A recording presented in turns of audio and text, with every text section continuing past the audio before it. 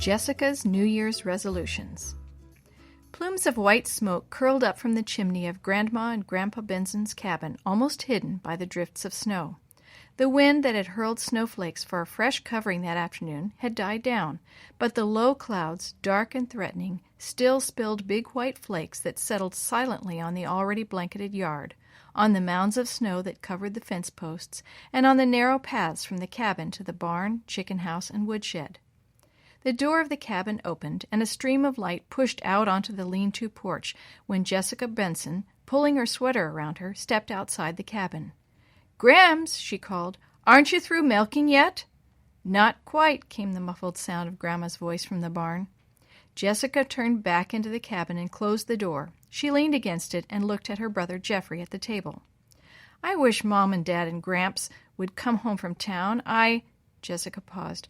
I don't like it here in the woods in all the snow. It was fun to come for Christmas, but when will we ever get home with all this snow? Suppose Mom and Dad and Gramps can't get back from Canyonville. They said they'd be back before dark, but it's getting...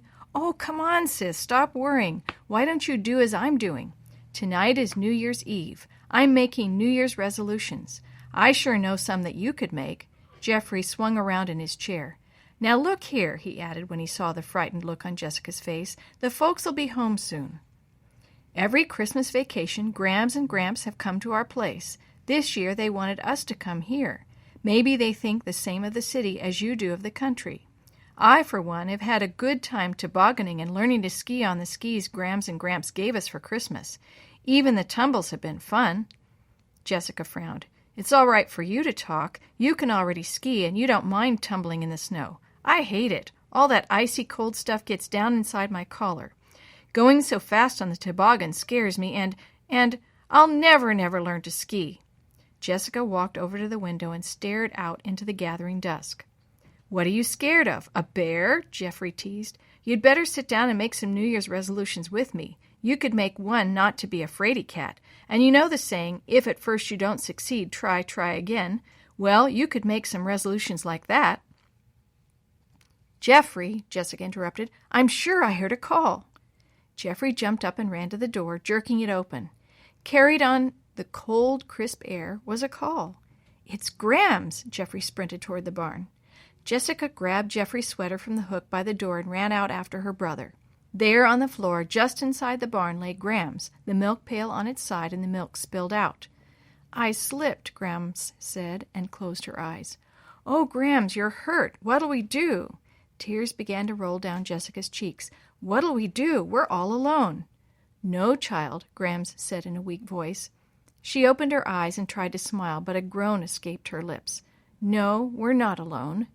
Jessica looked over at Jeffrey. "What'll we do?" she repeated. Then they heard Grams whisper, "What time I am afraid." "I will trust in thee," Jeffrey finished. "Why, that was our memory verse," Jessica said. "I think we should pray." "I think so too," Jeffrey agreed. "Then we'd better act." They bowed their heads and prayed. Then Jeffrey jumped to his feet. "We've got to do something about Grams, but we can't move her." "We can't leave her here," Jessica exclaimed. "Look," Jeffrey said, "you go to the house and get some blankets. You'd better fill the hot water bottles, too, and bring them out here.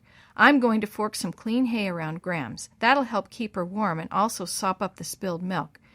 Jeffrey reached for the pitchfork. "Go on, Jessica, hurry!" Jessica hurried to the cabin. The blankets were kept on the top shelf in the hall closet. Jessica couldn't reach them.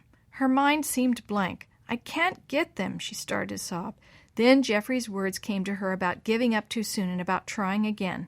And right nearby she saw a chair. In a jiffy, she had 3 blankets down. There was hot water in the tea kettle on the back of the stove. Jessica got the hot water bottles from the place under the wash basin. At first her hands shook so that she was afraid she would scald herself pouring the hot water into the bottles, but the thought of Grams out in the barn and that verse steadied her. She hurried out of the cabin, her arms loaded with blankets and water bottles. Twice she stumbled, and once she fell, but she kept saying, "I've got to get these to Grams. I've got to." She got up and ran to the barn. Jeffrey opened the door when she kicked on it. They put 1 hot water bottle on Grams' back and 1 at her feet. Then they tucked the blankets around her, and Jeffrey put more hay around the blankets. "Now what?" Jessica asked. I've got to go to Thorson's and get help. I wish Grams and Gramps had a telephone, Jeffrey said. Thorson's home is 2 miles down the road. How do you know the road isn't blocked? Maybe that's what's keeping Mom and Dad and Gramps. I'll ski over the hill. It's shorter. I'll take Dad's flashlight. You get your ski suit and heavy socks and shoes on and... Oh, I can't go with you. I can't ski, Jessica protested. I didn't mean for you to. You stay out here with Grams. But I'll be alone. Now look, sis, we've got to get help for Grams. She's in pain, I can tell. We've got to get help for her. Nothing is going to hurt you. Scoot and get into your warm clothes. Jessica started to repeat over and over, "What time I am afraid I will trust in thee," as she pulled on her warm socks, ski pants, boots, and jacket.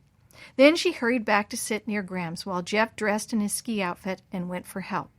It was dark now. The lantern hanging on the wall in the barn gave an eerie light. The wind began to blow outside. The barn door creaked, and the windows rattled. Something scraped against the side of the barn. Bossy, the cow, turned and looked at Grams and Jessica and mooed softly. Grams groaned. She tried to open her eyes and smile at Jessica. It seemed as if they had been in the barn for hours and hours. Scrunch, scrunch, scrunch. There was something or someone outside. Jeffrey couldn't be back yet. Jessica looked over at Grams. Grams opened her eyes. "What time She closed her eyes again. Jessica remembered the verse. Then she heard voices and the barn door opened. "Mom! Dad! Gramps!" She flung herself into Mom's arms and blurted out what had happened. Mom took her into the cabin while Gramps and Dad carefully lifted and carried Grams in and laid her on the bed. Soon Mr. Thorson and Jeffrey arrived. "She'll be all right," Dad promised as he drove off to get the doctor. It was some time before Mom and Jeffrey and Jessica could settle down in the little cabin snuggled in the snowdrifts that night. At last Jeffrey sat at the table, pen in hand, to finish his New Year's resolutions. "I think I'll make a few myself," Jessica said as she got paper and pencil. "I've learned a thing or two, and I intend to put them into practice this year." She made her list. Number 1, "What time I am afraid, I will trust in thee." Number 2, "Keep on trying, and I will succeed." Number 3, "Ask Jesus to help me keep my resolutions." She paused for a moment before she wrote, Number 4. Then with a flourish she printed, "What time I am afraid, I will trust in thee." "That's the most important of all," she said when Jeffrey read over her resolutions and said, "Why, you've got that down twice."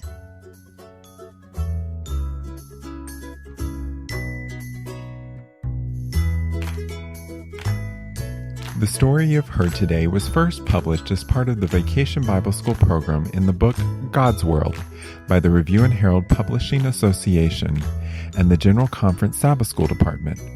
If you are interested in any other products published by the Seventh-day Adventist Church, please visit AdventistBookCenter.com or call 1-800-765-6955.